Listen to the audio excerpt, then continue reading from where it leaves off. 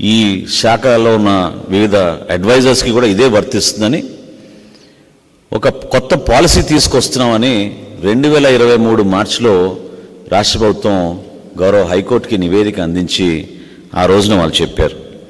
కేవలం qualified పర్సన్స్ని appoint చేస్తున్నామని, వీళ్ళ సలహాల ద్వారా ఏ నిర్ణయం రాష్ట్ర ప్రభుత్వం తీసుకోవాలన్నా కూడా ఈ పెద్ద మనుషుల్ని కూర్చోబెట్టుకుని అడిగి వాళ్ళ సలహాలు తీసుకుని మేము నిర్ణయం తీసుకుంటున్నామని ఆ రోజు ప్రకటించారు.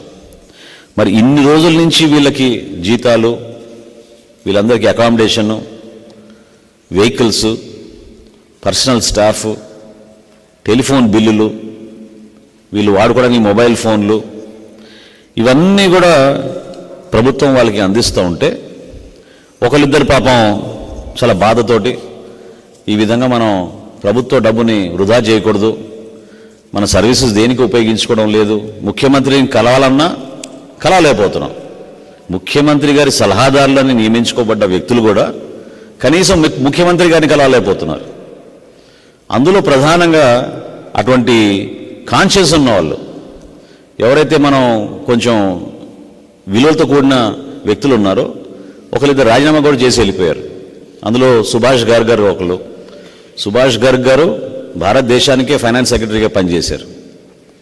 ఆయన కూడా లాభం లేదు, ఈ పరిస్థితి ఇక్కడ ఉన్న వ్యవస్థని మనం సరిచేయలేమని చెప్పి ఆయన కూడా అపాయింట్మెంట్ అయిన కొన్ని నెలల్లోనే ఆయన రాజీనామా చేసి వెళ్ళారు.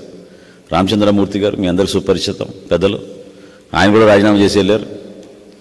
నాకు బాగా సన్నిహితులు జుల్ఫీ గారని, ఆయనైతే కనీసం జీతం కూడా తీసుకోవడం లేదు, జీతం తీసుకోకుండా ప్రభుత్వానికి పనిచేస్తానని ఆయన అడ్వైజర్గా ఈరోజు రాష్ట్ర ప్రభుత్వానికి ఉన్నారు.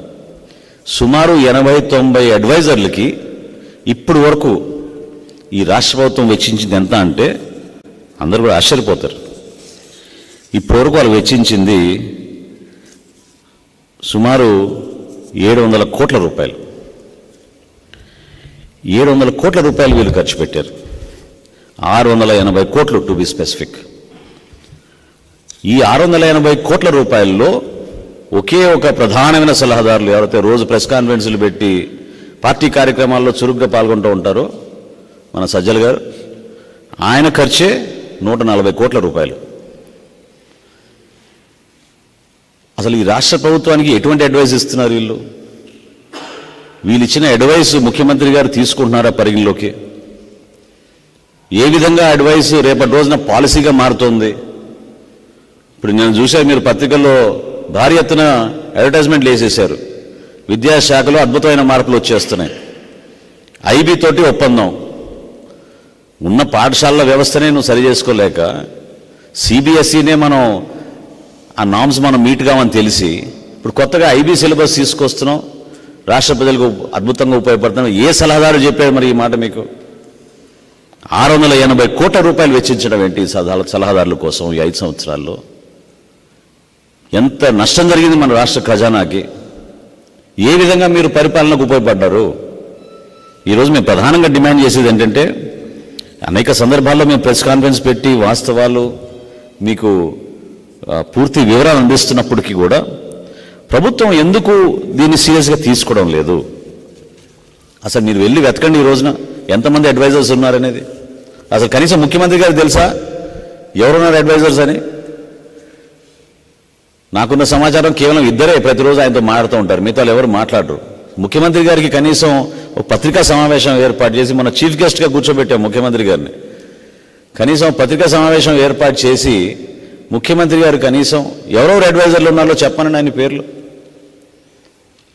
80-90 మందిని మీరు అపాయింట్ చేసి వీళ్ళకి ఇంత జీతాలు, వీళ్ళకి ఇంత ఖర్చులు, ప్రభుత్వ ఖజానా నుంచి 680 కోట్ల రూపాయలు ఈ 5 సంవత్సరాల్లో వెచ్చించారంటే, అందులో ఒక సజ్జల గారికే 140 కోట్ల రూపాయలు వెచ్చించారంటే ఏ విధంగా మీరు దీన్ని జస్టిఫై చేయగలుగుతారు? హైకోర్టు చాలా స్పష్టంగా చెప్పింది, unwarranted unnecessary expenditure, unaccounted for. అసలు ఎంతమంది అడ్వైజర్ని అపాయింట్ చేశారో కూడా లెక్కలేదు వీళ్ళ దగ్గర. ఖచ్చితంగా మేము డిమాండ్ చేసేది ఏంటంటే ఈ రోజున జనసేన పార్టీ నుంచి ఈ అడ్వైజర్ని మీరు అపాయింట్ చేసింది లిస్ట్ మీరు ముందు పబ్లిష్ చేయండి, రాష్ట్ర ప్రజలకు తెలియాలి. ఎవరెవరు ఏ శాఖ కోసం ఏ పని కోసం మీరు అపాయింట్ చేశారు, అదేవిధంగా వీళ్ళు ఎటువంటి సలహాలు మీకు ఇచ్చారు, ఇచ్చిన సలహాలని మీరు ఎక్కడైనా ఇంప్లిమెంట్ చేశారా, ఇదేమైనా పాలసీగా మారిందా, దేనికోసం మీరు వీరందరినీ తీసుకొచ్చారు? ఇంతమంది మంత్రులు ఉన్నారు, ప్రభుత్వంలో ఇంతమంది ఉద్యోగస్తులు ఉన్నారు, వీళ్ళందరూ కూడా ఏ డిపార్ట్మెంట్కి ఆ డిపార్ట్మెంట్, ఏ జిల్లాలో జిల్లాలో చక్కగా శాఖల నిర్వహణ కోసం వాళ్ళ పనులు చేసుకుంటూ ఉంటే ప్రభుత్వంలో ఉన్న ఎంప్లాయీస్ని మీరు ఉపయోగించుకోకుండా, మీ క్యాబినెట్లో ఉన్న మంత్రుల్ని మీరు ఉపయోగించుకోకుండా ఇంతమంది సలహాదారులు మీరు అపాయింట్ చేసుకుని ఒక ప్యారలల్ గవర్నెన్స్ తీసుకొచ్చి రాష్ట్ర ఖజానా నుంచి 680 కోట్ల రూపాయలు వీళ్ళ కోసం వెచ్చిస్తే ఖచ్చితంగా దీనిపైన సమగ్రమైన ఎంక్వైరీ జరగాలి. రాబోయే శాసనసభ సమావేశాల్లో ఏ బడ్జెట్ హెడ్ కింద ఈ 680 కోట్ల రూపాయలు ఖర్చు పెట్టారు, ఎంతమంది సలహాదారులకి మీరు ఈ విధంగా జీతాలు, అలవెన్సెస్, పర్క్స్ ఇచ్చారు, ఎందుకు ప్రత్యేకంగా ఒకే సలహాదారు గారికి 140 కోట్ల రూపాయలు మీరు వెచ్చిచ్చారు? ఈ సమాధానాలు జగన్మోహన్ రెడ్డి గారి ప్రభుత్వం ఖచ్చితంగా రాబోయే శాసనసభ సమావేశంలో బడ్జెట్ పైన, ఇంటరిమ్ బడ్జెట్ ఈ రాష్ట్ర ప్రభుత్వం కూడా ప్రవేశపెడుతుంది కాబట్టి దాని గురించి సమగ్రంగా రాష్ట్ర ప్రజలకు చెప్పాల్సిన బాధ్యత ఉంది. ఎందుకంటే ఈ రోజుకి కూడా ఎంతోమంది పాపం రిటైర్డ్ ఎంప్లాయీస్ వాళ్ళ బెనిఫిట్లు రావడం లేదు, వాళ్ళ బిడ్డలు పెళ్లి చేసుకోవాలన్నా, చదివించుకోవాలన్నా, ఒక ఇల్లు కట్టుకోవాలన్నా వాళ్ళ బెనిఫిట్స్ వాళ్ళు జమ చేసిన బెనిఫిట్సే మీరు తిరిగి ఇవ్వకుండా ఎంప్లాయీస్ని మీరు ఈ విధంగా ఇబ్బంది పెట్టి, ప్రభుత్వంలో ఉన్న ఎంప్లాయీస్ని ఎందుకు ఈ సలహాదారుల వ్యవస్థని మీరు ఈ విధంగా పెంచారు? దాన్ని మేము ప్రశ్నిస్తున్నాం.